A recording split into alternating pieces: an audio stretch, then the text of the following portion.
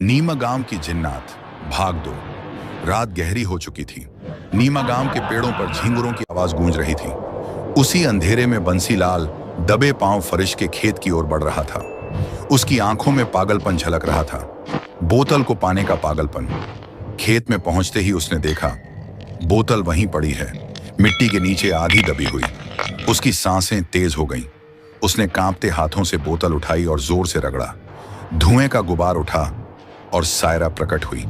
उसकी नीली आंखों में मासूमियत थी, लेकिन सामने खड़े बंसीलाल को देखकर वो चौंक गई। सायरा, तुम? कहां है फरिश? बंसीलाल हंसते हुए बोला, अब फरिश की कोई जरूरत नहीं। अब से तुम मेरी जिन्नात हो और मैं तुम्हारा मालिक। सायरा की आंखों में गुस्सा भर आया।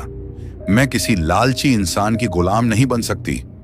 लेकिन बंसीलाल ने चालाकी से बोतल को अपने कब्जे में कर लिया और बोला, अगर मेरी बात नहीं मानी तो मैं तुम्हें हमेशा के लिए इस बोतल में कैद कर दूंगा।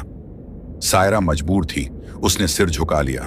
उधर फरिश को जब पता चला कि बोतल गायब है, उसका खून खौल उठा। वो पूरे गांव में सायरा को ढूंढने लगा। आखिरकार उसे खबर मिली कि बंसीलाल जंगल के पुराने मंदिर में गया है। फरिश दौड़ता हुआ वहां पहुंचा। मंदिर के सामने का दृश्य देखकर उसकी रूह कांप गई। सायरा जमीन पर बैठी थी और बंसीलाल जोर जोर से बोल रहा था, मेरे लिए सोना बरसा दो, मेरे लिए गांव के लोग गुलाम बना दो, मुझे सबसे ताकतवर बना दो। सायरा की आंखों से आंसू बह रहे थे। उसने फरिश को देखा और उसकी आंखों में उम्मीद की चमक लौट आई। फरिश ने झपट्टा मारकर बंसीलाल के हाथ से बोतल छीनने की कोशिश की। दोनों में हाथापाई होने लगी। बंसीलाल ने फरिश को जोर से धक्का दिया। फरिश जमीन पर गिर पड़ा। उसके होंठ से खून बहने लगा। सायरा तड़प उठी। उसने पहली बार अपनी असली ताकत का इस्तेमाल किया। उसकी आंखें बिजली जैसी चमकने लगीं।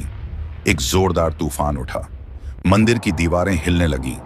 बंसीलाल डर के मारे चीख पड़ा। उसने बोतल कसकर पकड़ी, लेकिन अगली ही पल वो बोतल उसके हाथ से छूट गई और फरिश के हाथों में आ गिरी। फरिश ने कांपते हुए बोतल रगड़ी। सायरा धुएं से निकलकर उसके सामने आई और रोते हुए उसकी बाहों में समा गई। सायरा, मुझे माफ कर दो, मैं तुम्हें छोड़कर किसी और की नहीं हो सकती। फरिश ने उसका चेहरा थाम कर कहा, तुम मेरी हो सायरा, चाहे इंसान कहें या जिन्न, तुम्हें कोई मुझसे अलग नहीं कर सकता। तभी तूफान और तेज हो गया। बंसीलाल चिल्लाता हुआ भागने की कोशिश करने लगा, लेकिन मंदिर की छत टूटकर उसके ऊपर गिर गई।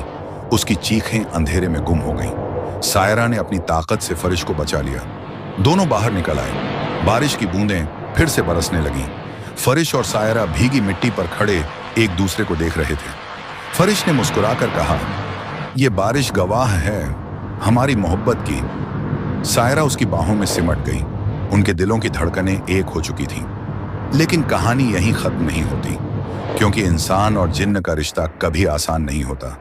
अब नीमा गांव को उनकी मोहब्बत कबूल होगी या नहीं, यही असली इम्तिहान होगा। दोस्तों, कहानी यहीं तक थी, लेकिन असली सवाल अभी बाकी है। क्या नीम गांव के लोग फरिश और सायरा की मोहब्बत को कबूल करेंगे, या उनका रिश्ता फिर किसी नई मुसीबत में फंस जाएगा?